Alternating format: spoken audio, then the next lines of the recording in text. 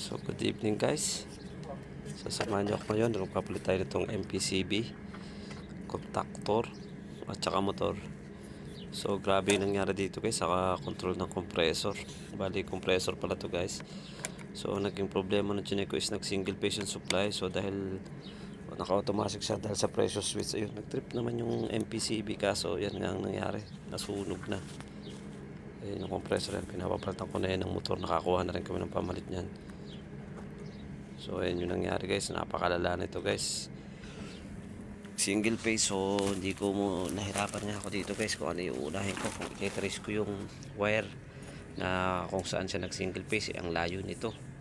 Tapos panggabi pa ang dilim, nakabaon pa siya sa lupa yung iba, tapos dumaan ng conveyor. So nahirapan ako, tinrace ko na muna yun, kaso nga lang medyo hindi ko pa nakita, natagalan ako. So nag-decide ako na palitan na lang muna to para kung sakaling ituloy ko yung pag-trace at makita ko yung problema. So ikakabit ko na lang, tsaka tetesting na lang. So ganun na lang yung ginawa ko guys. So ayan, sa part na yun guys is nagpapalit na ako. So ayan,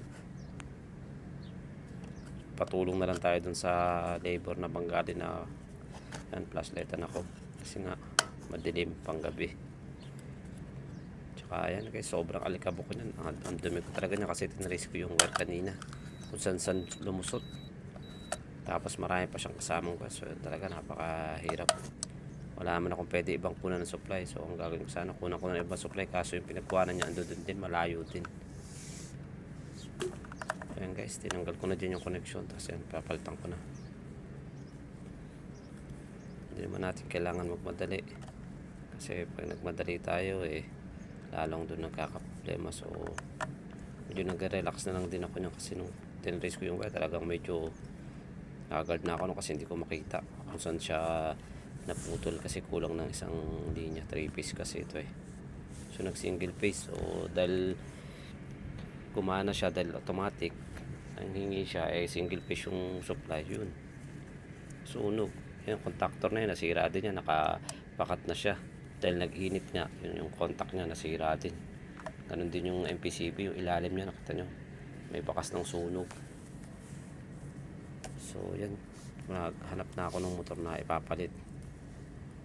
Ako na, nagpatulong na lang ako. Tapos sila nakako yung magkabit habang nagtitrace ako dun sa wire. Tapos ito nga, i-install ko na muna tong bagong contactor tsaka breaker.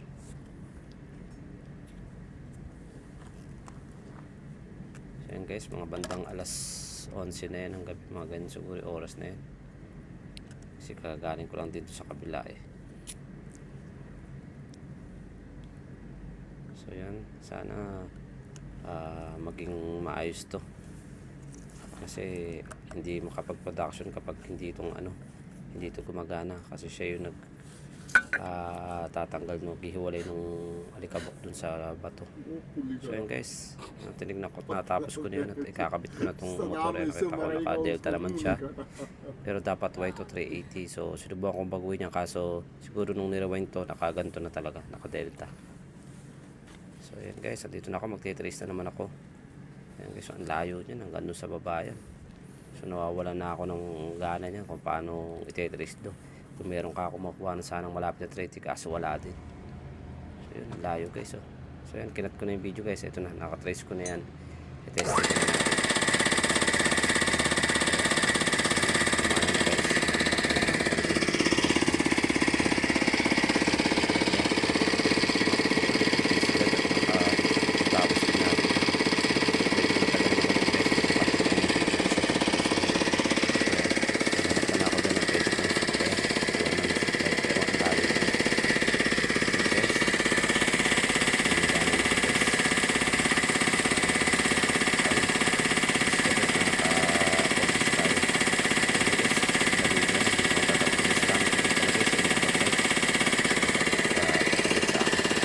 Guys, hanggang dito na lang. Salamat ulit.